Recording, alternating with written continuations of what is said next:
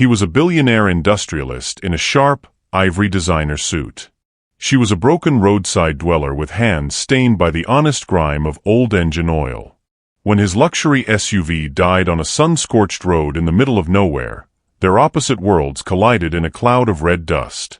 What began as a simple mechanical failure fueled a journey of betrayal, corporate war, and a love that neither of them saw coming. You won't believe how this incredible story ended. If someone had told James Anthony that his high-performance vehicle would humiliate him on a pothole-ridden road on the most important day of his secretive mission, he would have laughed and checked his luxury watch. But life doesn't send memos to billionaires. That morning, James looked every bit the Lagos king, adorned in a suit that whispered of unyielding power. He had the vision, the legal leverage, and the massive bank balance. What he didn't have was a working engine. As the steering stiffened and the brutal heat slapped his face, James realized that for the first time in his life, his status couldn't buy a way out of the silence. Out here, his billions felt as hollow as the quiet coming from his bonnet. Panicked and sweating, he stepped out, his designer shoes sinking into the treacherous dirt of the roadside. He checked his phone, walking in frantic circles, but the screen mocked him with no service. Just as he was about to let out a heartfelt curse, he heard footsteps. They weren't the hurried steps of a city hustler, but the calm gait of someone who knew the earth beneath her feet. He turned to see a woman approaching, Amarachi.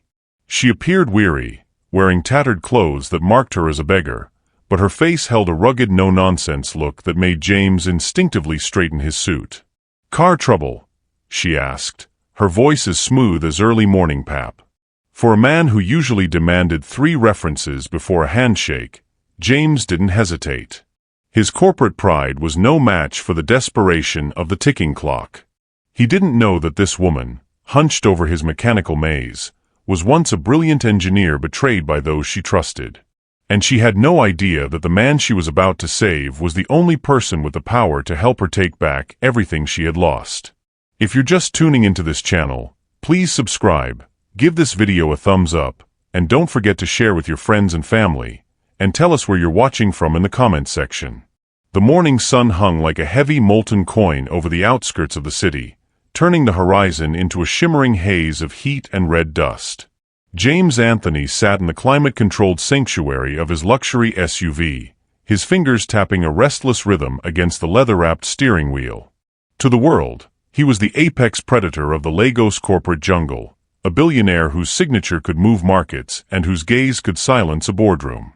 But today, he was a man on a secretive mission, stripped of his usual convoy and the protective layer of his security detail, driven by a cynical need to test the integrity of those who claimed to be his allies. The betrayal he had tasted in recent months had turned his heart to flint, and he had come to believe that loyalty was merely a commodity with a hidden price tag. As he pushed the high-performance engine along the pothole-ridden road, the vehicle suddenly gave a sharp, ugly grunt, a sound like a dying animal, before the steering stiffened and the dashboard lights flickered into an ominous, complete evil silence. James let out a hiss of frustration, pulling the dead weight of the SUV to the shoulder of the road. He stepped out, the brutal afternoon heat slapping his face like a physical insult. In his sharp, light-colored designer suit, he looked like a displaced god standing in the dirt. He popped the bonnet, staring into the mechanical maze of wires and sensors with a helpless realization that for all his billions, he was currently powerless against a stalled engine and a phone that mocked him with no service. "God I bego," he muttered, the red dust already beginning to settle on his polished shoes. The silence of the road was absolute, save for the dry wind, until a shadow detached itself from the side of a nearby dilapidated structure. Amarachi approached with the slow, unbothered gait of someone who had long ago made peace with the dust. To any other passerby, she was merely a poor beggar, her tattered clothes a map of a life lived on the margins of society. But as she drew closer, James didn't see the frantic desperation usually found in the eyes of the destitute. Instead, he saw a rugged, no-nonsense clarity that made him instinctively straighten his suit. She looked at the luxury vehicle, then at the man who seemed ready to go to war with a piece of machinery. "Car trouble?" she asked, her voice sounding as smooth and grounded as early morning pap. James scoffed, his corporate pride bristling even in his desperation. It just stopped dead. I have a meeting, and now this machine has decided to disgrace me. He gestured to the vehicle in total frustration, his expensive watch catching the harsh light. Amarachi didn't ask for his name or his title. She simply stepped forward with an air of quiet authority that demanded space. "Can I take a look?" For a man who lived by the rule of 3 references and a full resume, James found himself nodding without a second thought. Desperation had stripped away his cynicism for a fleeting second. "Please," he whispered. Amarachi leaned into the bonnet with a practiced ease that suggested mechanics was not just a skill, but a second nature she had tried to forget.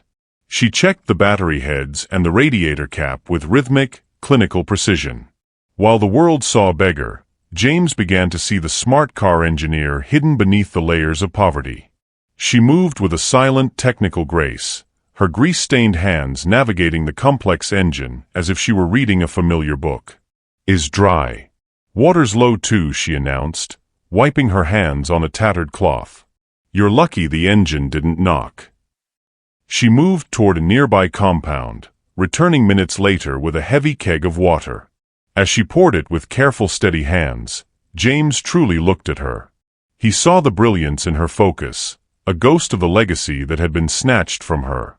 She shut the bonnet with a firm, decisive click and looked him in the eye. "Start it now." James slid into the driver's seat, his heart hammering against his ribs. He turned the ignition, and the engine purred like a satisfied cat. Relief washed over him, more potent than any successful land acquisition. He jumped out, reaching for his designer bag to pull out a stack of high-denomination Naira notes, the only way he knew how to say thank you. But as he held the money out, Amarachi simply shook her head. "No need," she said, her expression unchanging. "I didn't do anything special. Just oil and water." She began to walk back toward the shadows of the village, leaving the billionaire standing alone in the dust, stunned by a woman who had nothing yet refused to take a fortune from a man who thought he had everything. The dusty heat of the Ajeti roadside continued to punish James Anthony as he stood paralyzed beside his purring SUV, his hand still extended with a thick stack of crisp high-denomination Naira notes. In his world, every service had a price, and every interaction was a transaction where he held the upper hand. Yet, Amarachi simply looked at the money and then back at his eyes, her expression as unyielding as the red earth beneath her feet. She gave a short, final nod and began walking back toward the village, her figure quickly becoming a silhouette against the rising dust. James watched her go, a billionaire stunned that someone with so little would refuse so much from a man who thought he had everything. He eventually climbed back into the driver's seat, the leather interior still cool, but the atmosphere inside felt different. As he drove away, the victory of the working engine felt strangely quiet. His mind was not on the secretive mission or the corporate giants he was meant to test. Instead, it kept drifting back to the woman with the grease-stained hands who didn't even care for his name or his title. He found himself gripping the steering wheel, listening to the smooth purr of the vehicle that she had brought back to life with nothing but water, oil, and a calm expertise that didn't care for his bank balance. Back in his glass-walled office in Victoria Island, the Lagos skyline glittered with the promise of more power, but James felt a profound disconnect. He sat at his mahogany desk, a gold pen dangling uselessly from his fingers as he stared out at the Atlantic. Usually, he was a man of relentless action, a CEO who moved from one corporate war to the next without blinking. But today, the untouched paperwork in front of him seemed trivial. He was haunted by the way Amarachi had looked at his money like it was mere paper. In a world where everyone wanted a piece of him, where every smile was a transaction and every favor came with an invoice, she had walked away without asking for a thing. The complete evil silence of his broken car had been replaced by a different kind of silence in his heart, one that only the beggar in the dust seemed to understand. He spent the next 48 hours in a state of high-functioning restlessness. Every time he closed his eyes, he didn't see spreadsheets. He saw a rugged, no-nonsense face that held more dignity than all the boardrooms in Victoria Island. He had built his empire on war and calculated moves, yet he had been humbled by a woman who treated his fortune as irrelevant. His best friend and chief operating officer, Linda, noticed the shift immediately. She stepped into his office, leaning against the door frame with a knowing smirk. She pointed out that he had been staring at the same patch of ocean for 10 minutes and asked why he looked like he was lost in a village forest. James tried to reclaim his boss persona, claiming he was just tired from the long drive, but Linda rolled her eyes. She knew the frequency of his professional heartbeat, and right now, the rhythm was off. "She's just a beggar," James murmured almost to himself, though the word felt wrong. He told Linda about the breakdown and how Amarachi had refused enough money to change her life without even knowing who he was. He looked down at his own hands, clean manicured, and holding a pen that cost more than a village house, and remembered her hands, dark and stained with honest grime. As the sun began to set over Lagos, casting long shadows across his expensive carpet, James realized that the land deals and corporate tests weren't the most important things he had found. He had found a question he couldn't answer. Why did a woman with nothing seem so much more fulfilled than a man who had everything? He knew he was going back, not for a deal, but because he needed to understand the person who had looked at him and seen a man instead of a bank account. On Wednesday afternoon, James Anthony did something his executive staff would have found utterly incomprehensible. He bypassed his signature bespoke suits and Italian leather loafers for a soft black blouse and a pair of simple denim jeans. He traded his designer armor for sensible flats, and without a driver, an assistant, or the protective shield of his CEO persona, he got behind the wheel and let his memory guide him down the road he now knew all too well. As the smooth asphalt turned to gravel and the gravel finally gave way to the characteristic red earth of a jetty, the air began to change.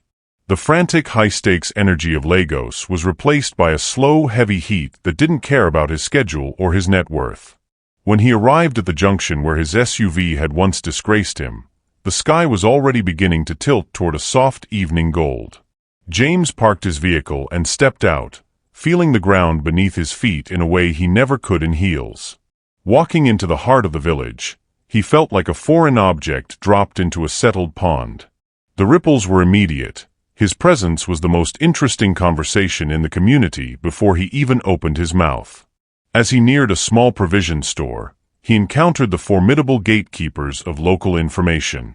Mama Ratame and Mamarita were standing by the storefront, their wrappers tied tight and their eyes narrowing as the Lagos man approached. The glares were suspicious and heavy, with a slow, calculating weight that only seasoned village women could pull off. Mama Ratame adjusted her glasses, her gaze traveling from James's clean shoes up to his face, then back down to the car parked in the distance. James offered a polite, practiced wave, but the response was a wall of silence from one, while the other gave a nod so slight it was almost invisible. They didn't need to speak for James to hear the unspoken question, "What is this man in the fine car doing here again?" James took a deep breath, pushing past the discomfort of being an outsider. He wasn't here to sign a contract or conduct a test.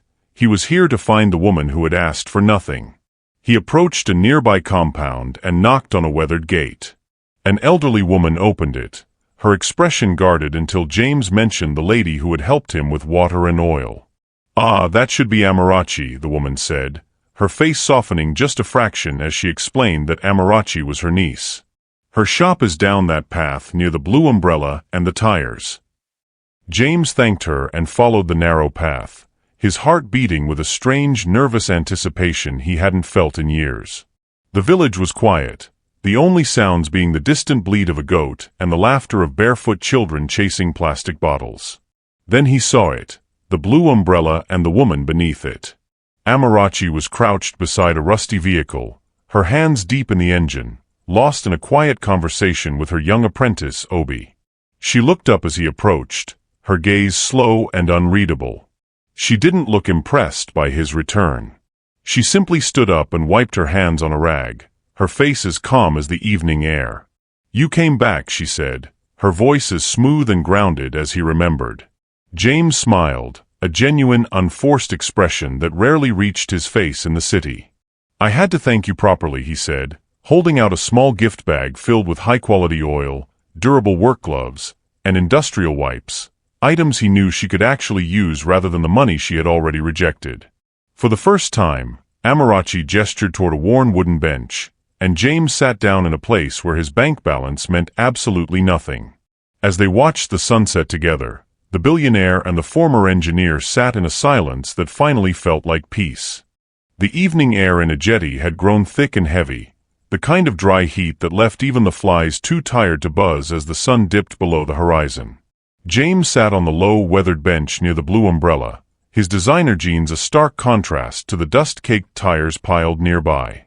Beside him, Amarachi remained standing, her silhouette tall and rigid against the fading light, looking like someone confessing a heavy truth in a court where she expected no mercy. For a long time, the only sound was the distant bleat of a goat and the rhythmic scraping of her apprentice, Obi, tidying up the shop in the background. James stayed quiet, sensing that the wall of silence Amarachi had built around herself was finally beginning to crack. "I wasn't always a roadside mechanic in a place no one can find on a map," Amarachi began, her voice dropping into a low, somber register. She told him about her former life as a brilliant engineer and the company she had co-founded in Lagos with a dream and a small shed. It had started with pure passion, fixing cars and integrating advanced tech designs that no one else in the country was thinking about yet. They brought in investors, and almost overnight, the business blew up into something massive. James listened without blinking, recognizing the trajectory of a rising star in his own corporate world. But as Amarachi spoke, her jaw tightened, and the pain she had been hiding behind her no-nonsense eyes finally surfaced. She spoke of Mr. Moses, her former partner, who had been the heart of the company's administration. She described him as a sharp man but admitted she had been too deep in the building phase, too focused on expansion and prototypes, to see the rot spreading underneath her own roof. "I didn't want to believe the whispers," she muttered, her voice laced with a bitterness that years of isolation hadn't managed to dull. By the time she realized the depth of the betrayal, the foundations of her life had already been hollowed out. Mr. Moses hadn't just left her, he had systematically dismantled her legacy from the inside. The betrayal had a face and a name: Ade, James's biggest rival and the CEO of GT Engines. While Amarachi was working late nights in the lab, Mr. Moses was leaking her proprietary designs to Ade, handing over the keys to the kingdom to the very man who wanted to see her fail. "He was making deals with him behind my back the whole time," Amarachi said, a short, humorless laugh escaping her lips. James's breath caught in his throat. He knew GT Engines well. They were the same aggressive competitors who had been gunning for his own contracts for the past year. Amarachi described the cold, calculated way they had forced her out of her own company using the very designs she had spent her life perfecting. They robbed her blind, taking her intellectual property, her reputation, and her career in one fell swoop. The legal battle had been a slaughter. Ade had deep pockets and deeper connections, and Amarachi, broken and betrayed by the person she trusted most, had simply given up the ghost. She had fled the high-rise offices and the war of Lagos for the silence of a jetty, choosing poverty and a dusty shop over the constant reminder of what she had lost. As she finished, she looked down at her oil-stained hands, the hands of a woman who could fix anything with a motor but couldn't repair her own shattered trust. "They all say they want to help," she said, glancing at James with a sudden, sharp suspicion that made him flinch. "But how do I know you're not like them? You move in the same circles." The vulnerability of her confession had quickly turned into a defensive shield. She stood like a woman who had been burned before and was waiting for the fire to start again. James felt the weight of her words settle in his chest. He saw the ghost of the brilliant engineer she used to be hidden beneath the grease and the faded shirt. He realized then that Ade wasn't just a business rival. He was a predator who had built an empire on the broken back of the woman standing before him. The complete, evil silence he had felt when his car broke down was nothing compared to the silence Amarachi had lived in for years. As the sky turned a bruised purple, James knew he couldn't just walk away. He had found a war worth fighting, and for the first time, it wasn't about a corporate deal or a billionaire's bank balance. The air between them, once cooled by the evening breeze, suddenly felt stifling, charged with a tension that mirrored the electric stillness before a tropical storm. Amarachi stood rigid, her shadow stretching long and jagged across the dirt floor of the shop, while James remained on the weathered bench, his heart thumping a frantic rhythm against his ribs.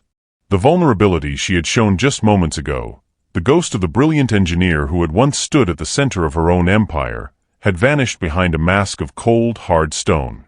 James leaned forward, his eyes bright with a mixture of empathy and his natural executive drive to fix what was broken.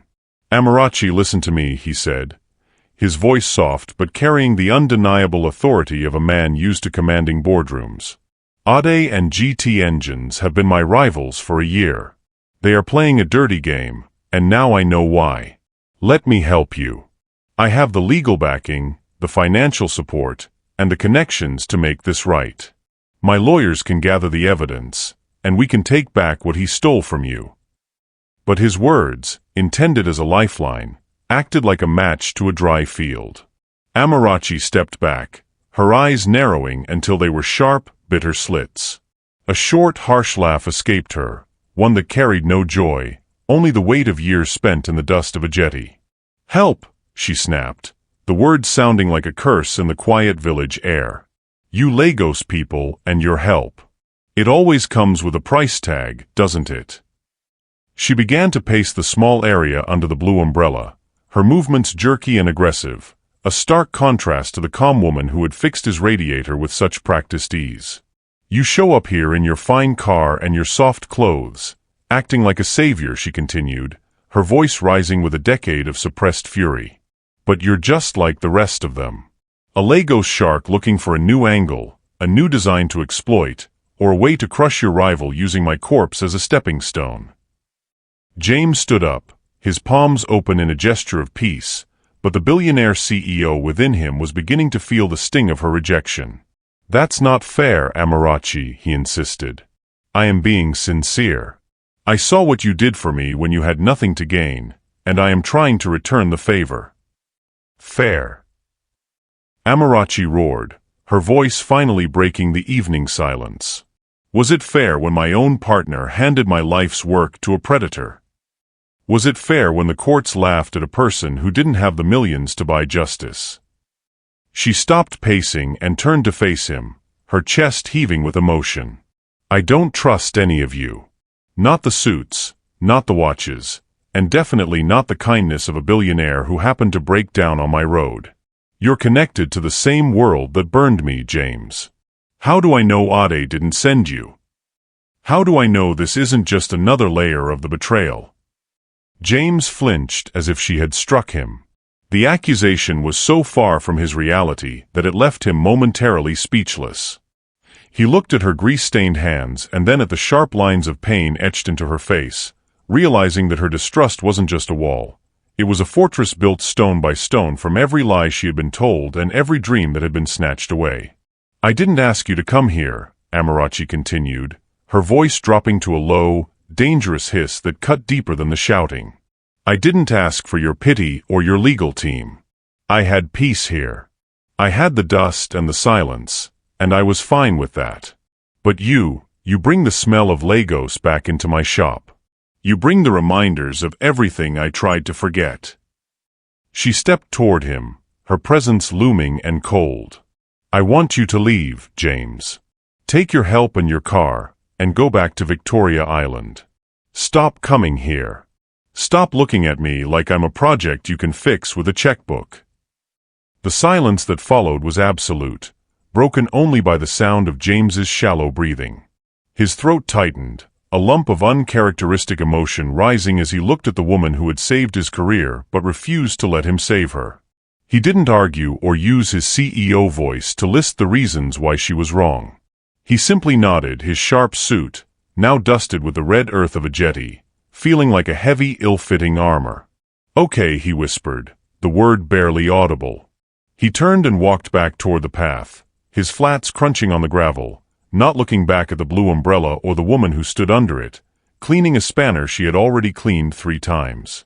Her heart was a locked room to which he no longer held the key. The following days in Lagos were defined by a complete evil silence that even the frantic noise of the city could not pierce. James Anthony moved through his high-rise office in Victoria Island like a ghost, answering his team with short nods and one-syllable replies that left Linda, his chief operating officer, watching him with a worried, clinical eye. At home, he sat by his window for hours, watching the city lights blink lazily in the distance while his heart held onto the sharp sting of Amarachi's rejection. He felt a profound sadness, not because he had lost a business opportunity, but because he had offered kindness and had it thrown back in his face like unpaid rent. Linda had been with James since the beginning and knew the exact frequency of his professional heartbeat. She found him in his office, staring at the Atlantic with a gold pen dangling uselessly from his fingers, his signature ivory suit looking strangely dim in the setting sun. "You've been staring at that same patch of ocean for 10 minutes, she said, stepping into the room and placing a folder on the mahogany desk. "Why do you look like you're lost in a village forest?" James sighed, admitting it hurt to be kind and be treated like an enemy. He told her about a jetty and how he had approached Amarachi with his full legal team and a checkbook, only to be shouted out of her shop. Linda leaned against the doorframe, her smirk softening into genuine curiosity. "James, such kindness scares people who are used to war," she noted wisely. She pointed out that for all his talk of helping, he was still treating Amarachi like a project or a test. "You're the man who won't even sign a contract without a background check and a personality assessment," Linda said. "You went there to fix her life because you think your money makes you the architect of everyone's destiny. But Amarachi isn't a broken engine you can just order parts for. She was an engineer long before you were a billionaire." The words hit James with the force of a physical blow. He realized that in his desperate attempt to protect his interests, he had become the very thing Amarachi feared, a Lagos shark looking for an angle. He had been so focused on testing her character that he had failed to respect her brilliance. Linda moved closer, her voice dropping. "If you want to build a bridge, stop acting like you're the one granting her permission to cross it. Stop being her savior and start being her equal." While James grappled with this realization in the city, the air in a jetty was just as heavy.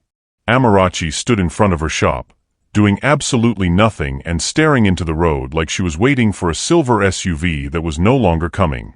Her apprentice, Obi, watched her closely, noticing that his boss had cleaned the same spanner 3 times without touching a single engine. The silence in the shop was suffocating. Obi eventually teased her, noting that her lack of shouting was proof that she missed the Lagos man, but Amarachi simply dropped the tool and walked away, her chest feeling like it was being squeezed by a heavy vice. That night, the sky over a jetty was gray and morning, matching the internal weather of the woman who had spent years trying to forget she was a genius.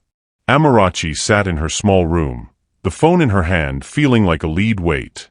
She realized that in her attempt to protect herself from another betrayal, she had lashed out at the only person who had looked at her and seen a woman instead of a beggar.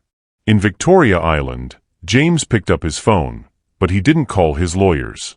He took a breath, his heart hammering against his ribs, and dialed the number he had saved despite her rejection. When Amarachi answered with a soft hello, James didn't talk about contracts or Ade. "I'm sorry," he whispered, the words feeling like a surrender. "I forgot how to just be a friend without trying to manage the outcome. I'm not asking to fix your life today. I'm just asking for a conversation." The tension that had held them both captive finally snapped, replaced by a fragile new possibility.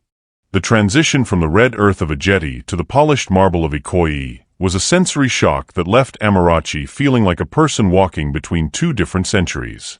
She arrived in Lagos feeling slightly awkward in a clean shirt and her best denim, clutching a weathered brown envelope that contained the remaining fragments of her former life, the blueprints, the original sketches, and the trademark filings that Ade and Mr. Moses thought had been buried forever. James Anthony was waiting for her at the entrance of the glass-walled skyscraper, his presence as formidable as the building itself. He did not offer a corporate handshake. He simply nodded with a look of fierce, quiet pride and led her toward the elevators. As they ascended, the complete evil silence of the lift was broken only by the soft hum of high-end machinery, a sound that Amarachi's trained ears recognized as the heartbeat of absolute power. They stepped into a conference room that smelled of expensive leather and old law books, where the air was kept at a temperature so cold it felt like a warning. Waiting for them was Mr. Barnabas, a man with a voice as soft as silk but eyes as sharp as a surgical blade. James had described him as a legal storm for Ade, and as he gestured for them to sit, Amarachi realized that for the first time in years, she wasn't the only one who wanted justice. James sat beside her, his arms folded and his posture as unyielding as a mountain. His presence was a silent promise that he was no longer just a billionaire watching from the sidelines. The first hour was grueling. Mr. Barnabas did not offer empty platitudes. He asked hard, pointed questions that forced Amarachi to dig through the painful debris of her stolen legacy. He laid out the evidence James's team had already begun gathering: emails, timestamps, and prototype photographs. Amarachi watched as the lawyer spread out the contents of her weathered brown envelope, connecting the dots between her original 2017 designs and the engines currently being sold by Ade's GT engines. As the lawyer examined the sketches, the weight on Amarachi's shoulders began to melt, replaced by a cold, rising fire of realization. "You have a solid case, Amarachi," Mr. Barnabas finally said, his voice echoing in the quiet room. "If we move fast, we can freeze their entire production line before they even know the storm is coming." James leaned forward, the light reflecting in the glass tabletop as he spoke with a deadly calm. "We don't come to play, Amarachi. I told you I know people, and I'm not afraid of Ade's deep pockets." He looked at Mr. Barnabas and gave a single, decisive nod. "Start the filings. I want Ade to understand that he isn't just fighting a former partner. He's fighting me." The blueprint war started like a slow-moving thunderhead on the horizon. While Amarachi returned to the village to keep up appearances at her shop, the machinery of James's world began to grind Ade's arrogance to dust. Mr. Barnabas fired off a lawsuit that didn't just ask for damages, it demanded a full recall of every unit sold under the stolen designs. When the first legal papers were served at the GT Engine's headquarters, the response was arrogant and dismissive, with Ade's lawyers calling the claims baseless. But James and Mr. Barnabas were not fazed. They had expected the lies. Behind the scenes, James was using his own influence to isolate Ade within the Chamber of Commerce, ensuring that his rival's deep connections began to fray. He was no longer just the man who had broken down on a dusty road. He was the architect of Ade's downfall. Amarachi, meanwhile, found herself caught between two worlds, the quiet peace of her blue umbrella in a jetty and the high-stakes war being waged in her name in the city. Every night, James would call her, his voice a steady anchor in the midst of the legal chaos. He didn't just report on the case. He checked on her, asking if she had eaten and if the villagers were still gossiping about the Lagos man. Through those calls, the billionaire and the former engineer built a bridge of trust stronger than any legal contract. They were preparing for the final showdown, a fire and pepper court hearing where Ade's rotten conscience would finally be laid bare for the world to see. Amarachi was no longer afraid of the world. With James by her side, she was ready to reclaim her legacy. The morning of the final hearing arrived with a thick, pressurized silence that felt like the heavy stillness before a tropical storm. The Federal High Court in Lagos was a world of cold marble and towering ceilings, a place where the fire and pepper of the legal battle had finally reached its boiling point. James Anthony arrived looking like a general entering a decisive battle, his ivory designer suit replaced by a sharp executive gray that matched the steel in his eyes. Beside him, Amarachi sat straight, her jaw tight and her hands, now scrubbed clean of the ageti dust, resting on the table like heavy weights. Across the aisle, Ade, the CEO of GT Engines, sat with a face so smooth it looked like it rejected wrinkles out of sheer pride. He wore his luxury suit like armor and leaned back with an arrogant, dismissive smirk, flanked by a team of lawyers who looked ready to bury the truth under a suitcase full of lies. The proceedings began with a tense, formal air, but the atmosphere shifted the moment Mr. Barnabas stood up to present the evidence. For the first hour, Ade's legal team attempted to paint Amarachi as a failed mechanic and a disgruntled former employee, whose claims were baseless and purely hallucinatory. Ade even allowed himself a soft scoff, whispering to his lead counsel as if the entire affair was a waste of his valuable time. He claimed with absolute confidence that GT Engines had designed their flagship motor through their own internal research and development team. However, Mr. Barnabas was not fazed. He moved with the patient, predatory grace of a man who already knew exactly where the trap was buried. "Mr. Ade," the lawyer began, his voice dropping into a low, silk-like tone that commanded the entire room. "You claim this design was born in your labs, but can you explain this?" With a decisive snap, Mr. Barnabas produced a series of high-resolution photographs and original blueprints. The courtroom erupted into a low hum of whispers as a 2017 photograph was projected onto the screen. It showed a younger Amarachi standing in her original shed, holding a prototype of the exact same engine. The timestamp was undeniable, and the serial numbers etched into the casing matched the current designs perfectly. James leaned forward, his gaze fixed on Ade, who suddenly looked like he had swallowed a live coal. "This photo," Mr. Barnabas continued, his voice rising in volume, "is dated a full year before your company allegedly invented this technology." He then produced the literal receipts, financial records showing the clandestine transfers of design files from Mr. Moses's private accounts to GT Engine's offshore servers. Ade's face, once smooth and arrogant, began to crumble. He looked toward his lawyers, but they were suddenly busy shuffling papers, unable to look him in the eye. The judge leaned forward, peering over his spectacles at the documents on the bench. "Is this your signature here, Mr. Ade?" the judge asked, pointing to a document that Ade had previously claimed was irrelevant. The arrogance was gone, replaced by a desperate, rotten fear. Ade realized too late that he wasn't just fighting a broke beggar from a jetty. He was fighting the combined might of James Anthony's resources and Amarachi's undeniable brilliance. The fire and pepper of the evidence was burning through Ade's defense, exposing the rot underneath his expensive suit. Amarachi sat in her chair, unmoving, as she watched the man who had stolen her life finally begin to drown in the truth. She looked at James, who gave her a small, fierce nod of victory. The complete evil silence that had followed her betrayal years ago was finally being replaced by the sound of justice slamming its gavel. Amidst the chaos of the courtroom, she finally felt a sense of peace that had nothing to do with isolation and everything to do with being seen. The storm had arrived, and while it had leveled Ade's empire, it had cleared the air for Amarachi to finally breathe again. The final verdict arrived 3 months after the courtroom storm, and when the judge slammed the gavel, the sound echoed like the closing of a dark chapter in a long, painful book. Amarachi was awarded full intellectual rights and significant damages, while Ade was forced to recall every stolen design that had built his hollow empire. For a moment, she didn't move, simply blinking as the weight of years of poverty and isolation finally lifted from her shoulders.